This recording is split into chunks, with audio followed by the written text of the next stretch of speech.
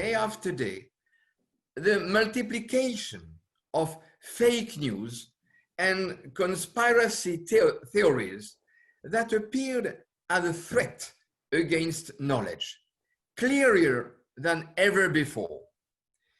And the warning is strong. What schools should do to vaccine the students against the attractiveness and the threat of these phenomena against knowledge. Second point, we saw during this period the unusual meeting between what is usually taught at school and other kinds of knowledge. Students had to work from home with the presence of their parents, and therefore what used to be sanctuarized school knowledge came out of schools and had to meet other kinds of knowledge. Family knowledge, vernacular knowledge, vocational knowledge as well. My question is, will this meeting, this very interesting meeting, be interrupted now? I think that schools should not ignore, not disregard what is learned elsewhere, but give students the necessary landmarks to guide them in the face of all kinds of knowledge, including knowledge school does not teach. Third point, we saw that the question of inequality between students emerged more centrally than ever before and more deeply. Maybe we can learn from the pandemic to be, let's say, modest in front of the diversity of human groups. Schools have not to impose just one model to all peoples in the world, because this unique model inevitably generates inequality. Fourth point, during the pandemic, we saw the failure of the economic model of the struggle for life within the market law. The question is, will schools themselves better promote the values of empathy and cooperation that appeared so precious on the occasion of the pandemic? Fifth point, we saw that the context of increasing privatization of schools everywhere in the world, of commodification of knowledge, which has ruled most of the countries of the world during the last decades, revealed itself as a limited perspective. School knowledge clearly appears as the first step to define knowledge as a public good for humankind, rather than a private factor profitable only to the few. And I think we must not forget that. Last point, we have seen that science and technology were nothing but human creations that raise hard questions about their ethical implications for human societies. Ethics, the responsibility of knowledge, that has been the central question during this period. I could elaborate a lot about that, but let's just say that the issue of ethics of knowledge cannot be any longer ignored in the schools of the world. Thank you for your attention. Thank you so much, Dr. Gautier, for your intriguing ideas about knowledge, inequality, failure of economic models, empathy, collaborations in the age of digitalization and unprecedented pandemic. So we have a very interesting questions from our audience for Dr. Gautier. Now the first one, I don't know the name here, but the question is that, as promoting ICT application in education has become popular and even seemed to be the only option during the crisis, COVID-19 as example. So could you please share some thoughts or suggestions about how school and teachers can help to keep their learners from the trap of fake news and conspiracy theories? So how you advise teacher, in this matter? Thank you. Well, I feel that all of us have been confronted during this period to this issue of fake news and to the role of ICT in broadcasting very quickly these fake news. That's not totally new. I mean, the pandemic just revealed that more strongly than before, but that's not totally new. And I think that our educational systems have to be very attentive about that, because we know that our students are often very attracted by these theories and these fake news. So we have, I feel we have to take the problem from the root. I mean, from the first classes, we have to, what I told before, we have to try to vaccine our students against that and to show them why these fake news are so attractive and how all these theories develop so quickly. I think some elements even of psychology are necessary about that. Qu'est-ce qu'il dit? Yeah. So, of course, ICTs are a good way to collect the various fake news and to criticize them. We live in this world. We have seen that during the pandemic. We live in this world. So with so many fake news and conspiracy theories, we have not to protect our students against that. We have to show them the real problems. Yes, thank you very much.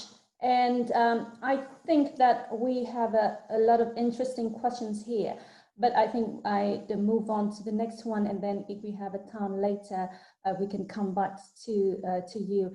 And at the same time, Professor Goche, you can see the questions that audience has typed here, and if you can answer some of them, that'd be great.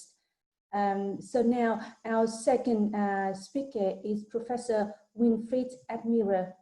Winfried Admira is a full professor of educational science and director of the Leiden University Graduate School of Teaching. He has been involved in various national and international education projects on the use of technology in secondary school, higher education.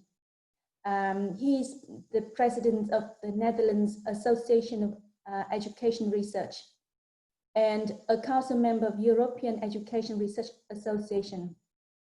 And he also has a role in the World Education Research Association. So Professor Admirals has presented his talk on technology-enhanced teaching to promote student active learning. We've uploaded them on our website. And now I'd like to invite Winfried to summarize it in no more than 5 minutes so that audience can refresh themselves and make questions to you. So welcome, Professors Admiral. Okay, thank you very much. Good morning, afternoon, and good evening to all of you. Great that you attend this online conference, and welcome to this roundtable. And I'm hoping that you are all well and safe and healthy. And I'm honored to be part of this roundtable, although it feels a little bit weird to speak to an international audience from my own home. But anyway, I guess you all read the essay I wrote on the large-scale research project about technology-enhanced teaching in primary and secondary schools in the Netherlands. So I'm not going to summarize that one. I think you can find it at the conference website. But what I will do during these few minutes is to repeat actually the main message of that essay. And I hope it might be food for thought and hopefully also trigger some discussion. The main message I would like to bring is that in these times that we radically switch to online education, we can learn from 30 years of research on technology and education. What happened then is that in many schools, technology was introduced first. Schools introduced mobile technologies such as laptops and iPads, and teachers continued to do what they always did. Materials and books were just put into the school's learning environment or on the laptops, and students could find assignments online, and teachers just taught their lessons as they did before. And actually, I also did see the same pattern in the beginning, that we switched to online education from home. In the Netherlands, that was the end of March this year. And over a weekend, teachers and students from primary education to higher education, so all sectors switched to online education. But of course, there was no time to adapt the content of to the new context. For example, in our teacher education program, teacher educators just put their entire working group or lectures online and taught each group for 2 hours. And of course, it did not work. Educators realized that not everything is really necessary to include in their online teaching, as there were better lectures available online that students could study by themselves. And of course, you cannot put 2 hours teaching into 2 hours online teaching. So teachers also realized that the online interaction time is limited and that should be more effective. Then they started to flip their classes and set up a mixture of synchronous and asynchronous teaching. They adapted their assignments and used more peer interaction and interaction in breakout rooms. So my main message again is, it's not about what you teach, but it should be about what students learn. We should always be aware of how to activate our learners in cognitive, affective, and behavioral terms. So put learning and learner first, then teaching, and then technology. That was my main message. Thank you. Thank you very much, Professor Admirals. So it's time for a couple of questions from audience. If you have collected any, could you please raise them? Hi, speakers. We are really enjoying your presentations, and I collect some questions from the participants for use. And Griffith, you have one question. So the COVID-19 impacts significantly on the ways of teaching and learning. And during this crisis, many countries apply ICT for remote teaching or learning.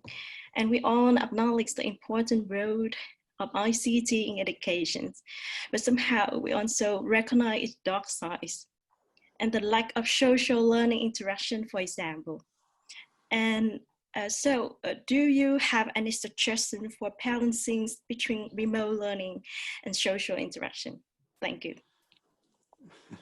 Yeah, maybe that's right away the most difficult part, I think, because social interaction as we were used to in face-to-face times, well, they cannot be replaced, not like that, replaced in a remote situation or online. So it is always something, well, you always have to adapt a bit. and the way I adapt my own teaching. For instance, I'm not teaching much, but sometimes I teach some online courses. The way I adapt my own online teaching is to limit actually speaking time of myself and increase these peer interaction online. So that's very micro-like. And what I also changed is instead of having quite long workshops of 2 hours, I reduced that time, but I did it more frequently. So in order to support the binding between all students, that I will see them more, they see each other more, but so more frequent, but a little bit less time per workshop. That's the only way I can think of how to keep everyone in the group and related to each other and etc. Yeah, I think that, thank you very much, Winfried, and your answer somehow linked to the second questions that I received here. But I think I should read it to you, and if you can add any more on this. That from attendees here, the kind of teaching and learning at a distance also requires new skills for teachers, students, and parents, as you've argued. So could you please clarify by provide some bullet points which new skills a teacher needs to make the remote teaching a more effective way, especially during the COVID-19 crisis or similar events in the future? Yeah, I don't can't give you a list of all skills you need, but I think the main skill would be, or the main attitude would be, I think, for a teacher, that you take a step back. So reduce your own time, reduce your own interaction with the student, and try to support peer interaction. So it is more an attitude thing than a skills thing, I think. It's more about be aware of what would be the best way for your learners to learn, to also make it individuals, because all individual students are different, and they are different in a different context as well, at home learning. So they are also have different context there. So try to reduce your own time, your own input, and try to figure out what the situation is of all your students. Try to support the interaction between students, and also interaction with yourself, and try to put all your input things outside the interaction time. That would be, so it's more an attitude thing, I think. Thank you very much. So I hope that the participants who raised the questions now are satisfied with the answers by Professor Admirant. So I think that I should move on to our third speaker, and I'll come back to you all later. Our third speaker is Dr. Hoa Nguyen from University of New South Wales, Australia. She is emerging star in teacher professional learning and education in Australia. Her research was highly recognized by a number of awards, and she's held a number of visiting and honorary positions at University of Sydney, University of Oxford, King's College London. So we've uploaded Hoa's presentation on teacher education, current issues in Vietnam on the conference website. So feel free to watch it if you haven't. And now I'd like to invite Hoa to summarize her presentation before you can make questions to her. Thank you. Thank you, Home, and thank you, everyone. It's my great honor to be here today. Actually, I was born in Vietnam, and I was trained to be a teacher and then teacher educator in Vietnam. And now I work in Australia. So I'm very excited to be here today to share with you some of my understanding. When I was invited to have this talk from last year, I me and my research group, we did a kind of literature review about teacher education in Vietnam. And today I would like to share with you one of the issues that I would like to pay attention to, and some of the idea about how to improve the practicum in teacher education in Vietnam. If you have a look or you hear my presentation on the website, you can see that I just want to raise your awareness about the issue we are facing at the moment. Of course, there's a lot of other issues we are facing, but I would like to draw your attention on this issue because it has evidence from the research, all of the study I review in Vietnam. There is insufficient attention to the practical teaching in the context. And in our teacher education program, we focus on the knowledge about the subject and have a little attention was paid to the teaching method. And another issue here also linked to other issues, just the theory and practice. We focus more on the theory and less on the practice. So theory and practice gap is one of the issues that is very prominent in a lot of study in teacher education in Vietnam. However, when you look at that, you thought that, oh, it is a theory about, it is a problem facing Vietnam only, but in fact it's not. Theory and practice, it is a problem facing all the teacher education in the world, not only in our country. So the key message from my presentation today is that how can we address the issue of theory and practice? So I just want to draw the attention to how to improve the practicum, because the practicum is a bridge between theory and practice in the learning of the teaching. So you can see that how important it is how important the practicum is in teacher education. However, in our context, if you look at my presentation from the website, you can see that I review a lot of studies there, and there's a lot of problem facing the practicum in Vietnam. We think about the length of the practicum, how many days our pre-service teacher are in school. So it seems to me that in comparison to many other countries in the world, like Singapore, like Australia and the UK, the length of the practicum in teacher education program in Vietnam is very limited.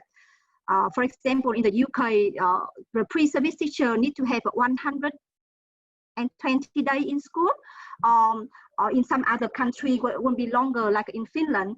But in Vietnam, in our teacher education program, the length is very limited. So this is one of the issues here. But again, what I'm saying is that we don't need to just kind of have a longer practicum, but we need to have a quality of the practicum. But in our program now, the quality of the practicum is questionable as well. I also review a lot of issues facing the quality of the practicum in my full presentation on the website. So if you're interested, just have a look at that. And another issue facing our practicum is the structure of the practicum as well.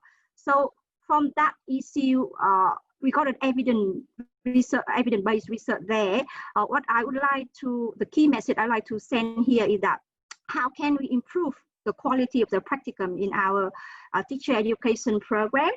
So what I believe is that the tension in the practicum have commonly been identified as a result of the differences between school and university. Because at the moment now, we just thought that school and university are different. Teacher education program are with the university. So that is the key thing, the key problem facing the theory and practice integration in our program. So what I would like to propose and recommend is that we need to reconceptualize the practicum in our own context by bringing two systems together, the university and the school together. So it is a model that I proposed in one of my publications in 2015. I would like to share with you, and you are welcome to contact me for the full publication, for the full paper for this model. So what I like to say is that we need to think about the practicum here as a partnership between university and school. We need to just look at the object here. We need to clarify the share object. So what is the object? When we send our pre-service teacher to school, what is the subject? What is the share goal we need to achieve here? From university point of view, we want a quality graduate, but from the school point of view, we want a classroom ready teacher. So what is the share goal we need to address here? And when you look at this framework, you can see that there are a lot of things we be able to do to improve the quality of the practicum. For example, the artifact. I know that in 2015, we got a new teacher professional standard. So how do we use the teacher professional standard as a mediating tool to mediate the pre-service teacher learning during the practicum, to have the teacher in the school and then the pre-service teacher work together. So I just leave the framework here, so you just take some kind of food for thought or when you think about how to improve the practicum. So that is the key message I would like to say. So welcome. Thank you very much, Hoa. Yeah, so sorry, I have to interrupt because it's time's. No, that is all the message I want to say. Yep. Yeah, thank you. And I think we have a very quick questions for Hoa. One questions that, you know, your research has indicated that support from university mentors and the quality of school-based mentoring are the key factor which impact problem faced by student teachers during the practicum. In many cases in Vietnam, university mentors and school-based mentors work without any association. Even we acknowledge that is essential. So what is the reason for this loose connection? Thank you for your question. That is very interesting question. The reason from my own personal experience and from the research I've been doing in Vietnam is that the main reason is that there is a disconnection between the university and school, and we don't have a common language about what it means by effective teaching. So we have a teacher standard there, but the teacher standard hasn't been used effectively to mediate the interaction between school and university. All right, okay, thank you very much. And I think that we should move to the next speakers. And I'd like to introduce Dr. Tôn Quang Cường from our co-organized body, the University of Education, Vietnam National University, Hanoi. Dr. Cường is senior lecturer with extensive teaching experience on teacher education, education technologies, and he's the head of Department of Learning Theories and Instruction Technologies and the Dean of the Faculty. So the platform now is yours. You have no more than 5 minutes to summarize your key ideas to our audience. Thank you very much, Dr. Cường. So, do you hear me? Yes. Yeah. Good afternoon, good morning, and good evening, good mood around the world. And so I could say, because our topic today is very interesting and very hard, so to have the time to this for discussion, I will brief summarize all things we have done discussed. And my topic is digitalization in education, but I come from inside classroom when we talk very wide in macro level. So inside classroom, we need for both teachers and learners to do something to get and to meet the digitalization in education, especially in learning process. So I can share the screen to have you more engaged. So in this topic, I may focus on something exactly 4 things. So in this term of digitalization from classroom activities, I suppose each classroom or each school had to set up the LMS. I mean the learning management system, and in this learning management system, we can put all the things of learning resources and activities, as well as instructional management.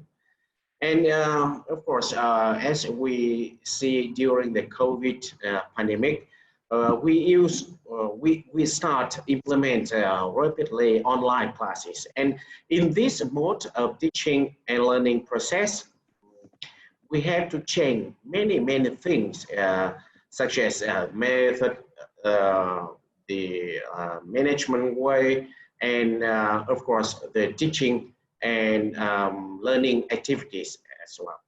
And I suppose also very new mode, but in Vietnam now we do not allow to implement.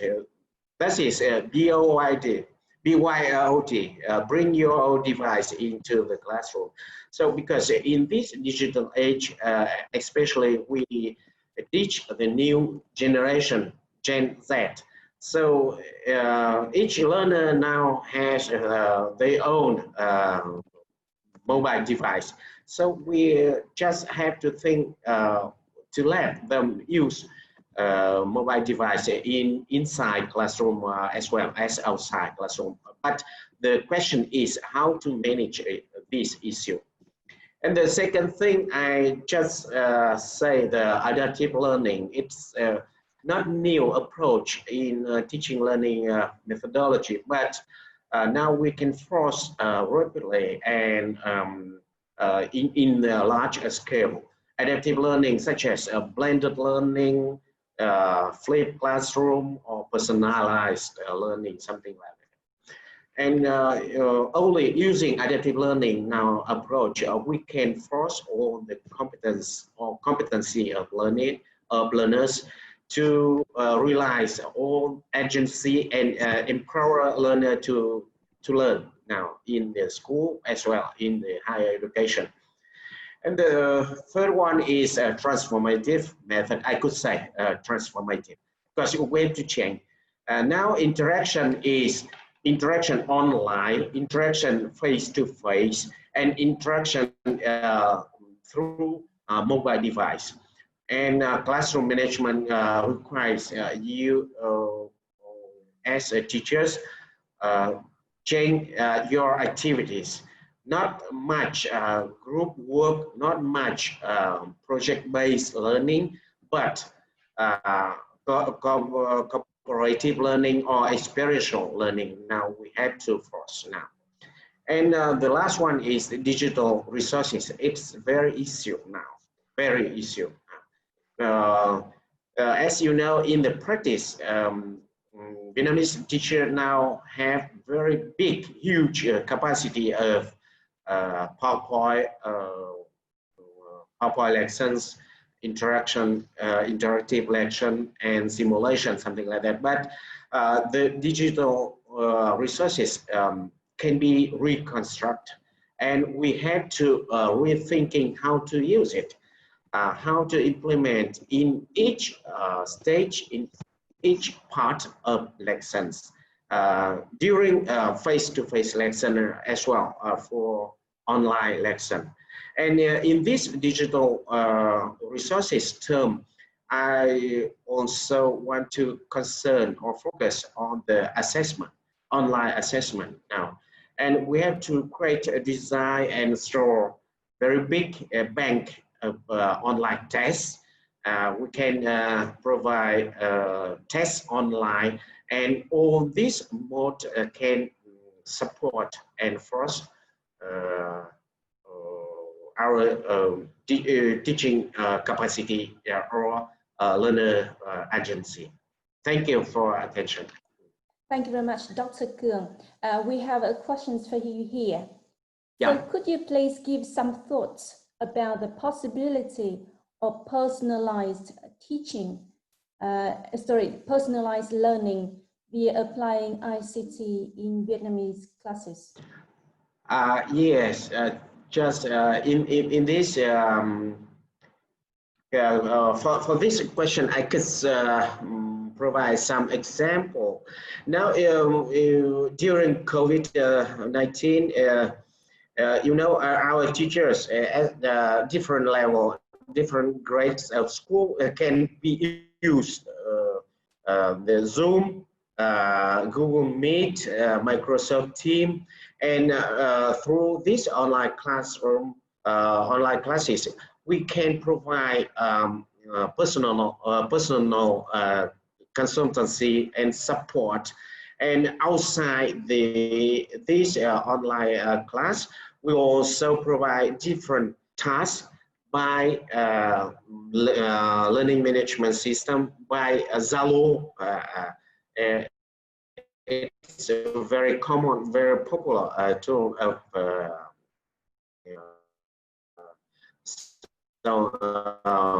mass media communication. And area in Vietnam, our teachers send different exercise and let the learner to do it and send back to teacher, and teacher give feedback. It's a very bright example how we can use different tools now in personalized learning term. Yeah, thank you very much. Thank you for the participant who raised the questions, and thank you, Dr. Cuong. And now I think that there's a very interesting questions for Roger, Francois, and Winfried. The same questions for both of you. Now from Phoebe Pham. I read that even Silicon Valley people don't want their children to use technology at their very early age. So what's your opinion on using popular techno devices such as computer, projectors, tablets in kindergartens or low-level education, you know, at primary education? So what's your view? Yeah, Winfried, please, yeah. Well, I'm not really an expert in kindergarten learning. But I can imagine, I can imagine that you have to be careful, but that could be actually for all learners, that you have to be careful to use not only digital devices to connect to the world. We are not completely isolated in that sense. So, but I wouldn't forbid it. So I think there should be a balance, and maybe the balance for younger children would be that they use less digital devices than, for instance, adults or older students. I can imagine that, yeah. Thank you very much. And Roger, Francois, what's your opinion on this? I mean that not only kindergarten, but early age education.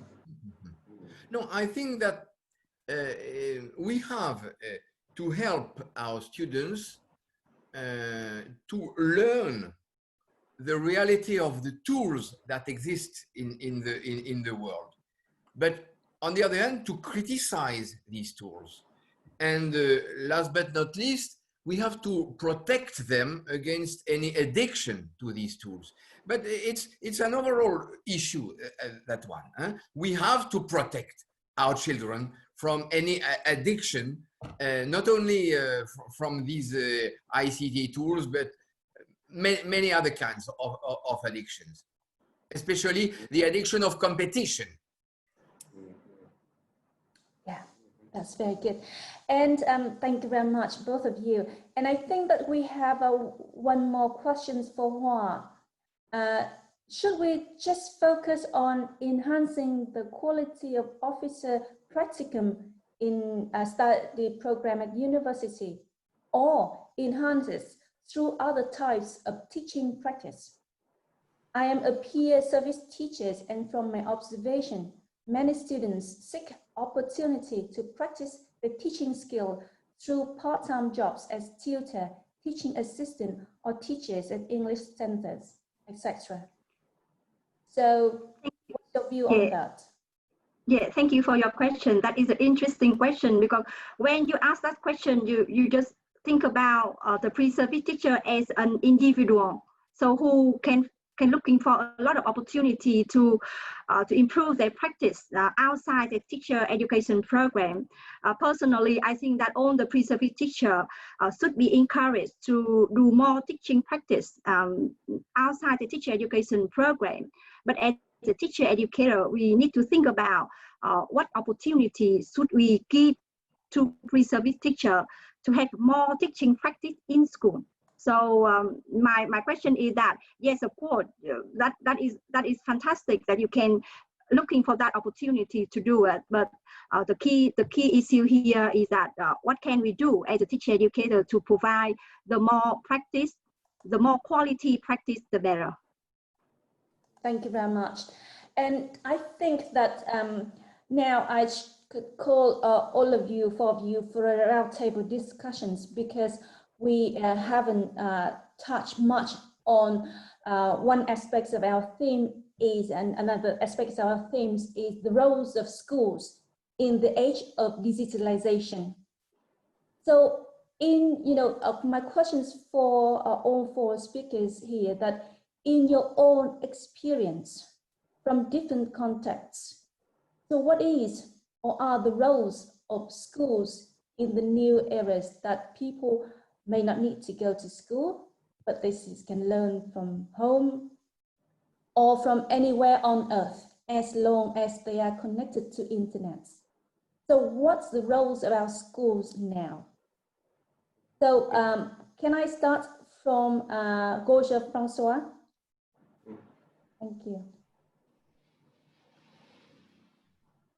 Yes, it's a very interesting question. We should need more time about that. But of course, when our students have access to knowledge just by one click, that is not new. Huh?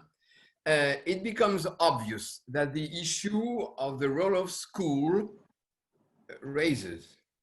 And the pandemic has shown us that more directly than ever before. I just say one thing on this very large theme.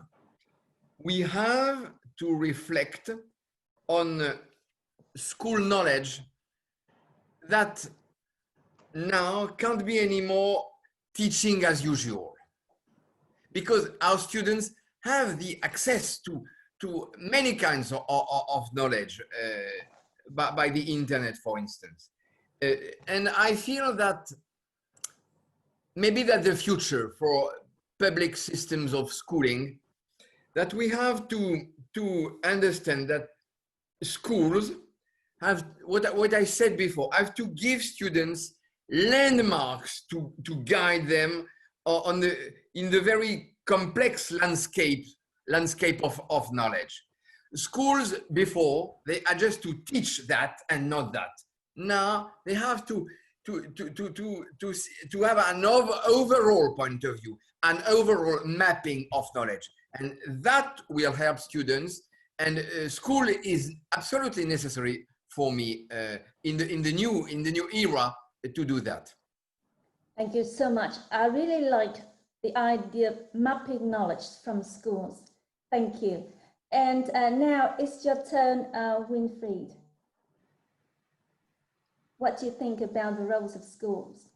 Well, maybe a little bit related to what the first speaker, Roger Francois, already said. I think school is not only a building, is it? It is also a world for students and younger children. So I think we should, maybe in the next years, we are going to replace the term school, which is standing for a building where you go to and you do your thing, and you're as a teacher or as a learner, that we replace that term, or we still use school, but it is about a network you have. You are in a world with your peers, with your teachers, which is actually a virtual school, maybe.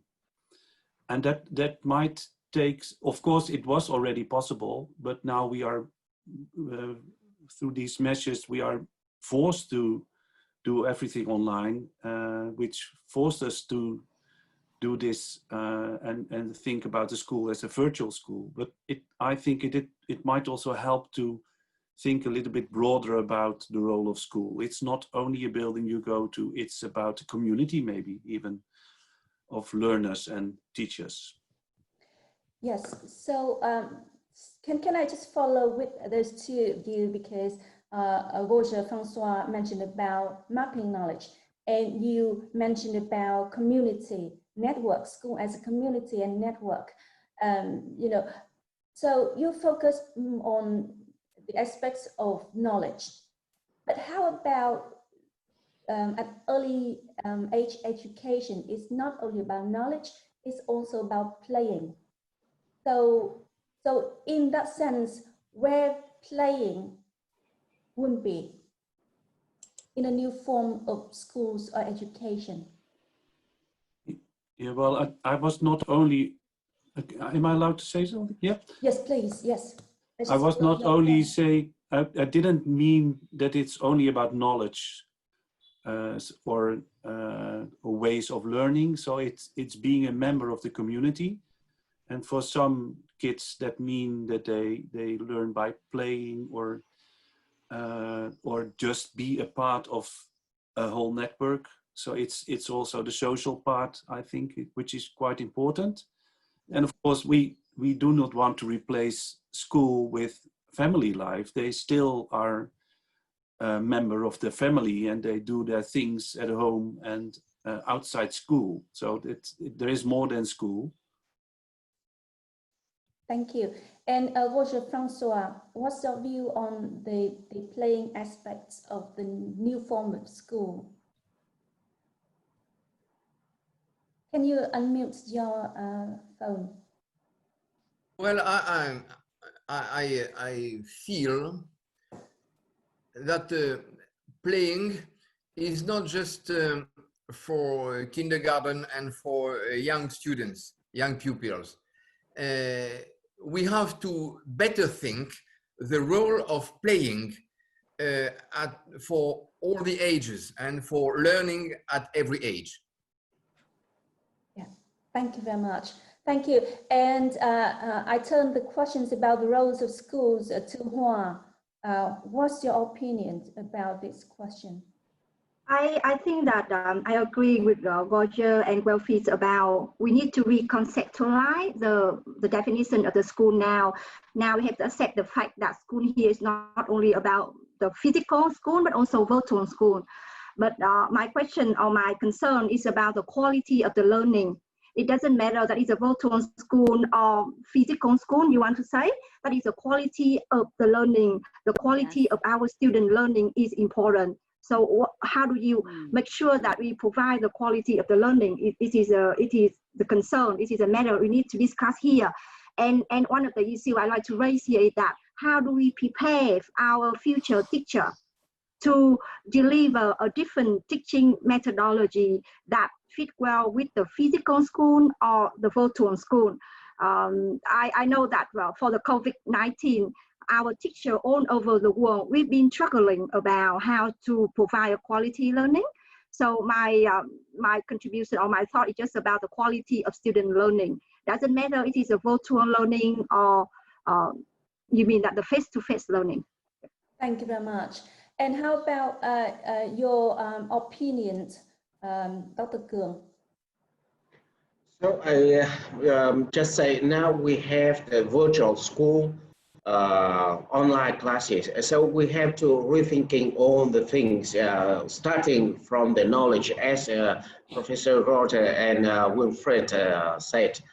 Which knowledge now we have to clarify and provide digital generation. And the learning activities now we can organize not only face-to-face, but in virtual reality, virtual school. So for for instance, for early childhood or early education, we can organize the virtual class, and we can invite family, parents, come to join us with their own children, and we can play, we can learn combined in one activities, something like that. And I'm very optimistic. The virtual learning is a very prospective next Thank you very 5 much. or 4 years. Yeah. I really like your idea of integration between schools and families.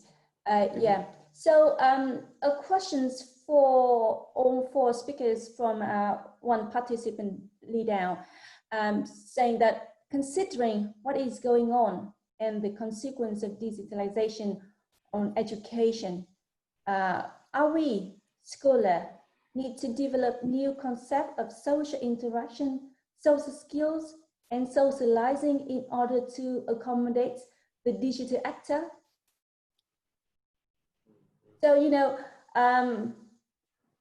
the form of schools are now changing.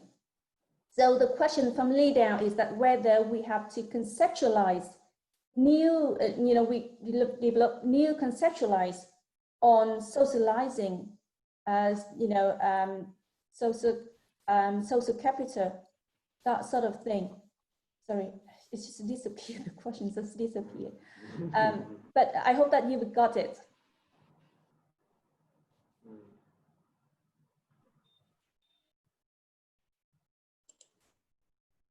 Yeah. Say something? Yes, please, Winfried. Yes, thank Because you. I think it disappeared because I answered it in the question and answer. Sorry. I didn't know. Thank you. Yeah. So what's your answer? Well, there is actually no answer, of course, but I think what I wrote in the answer is that I think the main challenge at the moment is not learning or knowledge or whatever, that the more cognitive part. I think the main challenge would be how to replace the social aspects of school in the old-fashioned way. So it's because if children are going to school, they are out of the family, which might be in most cases very good that they are going to another place and be there with other children and with the teacher.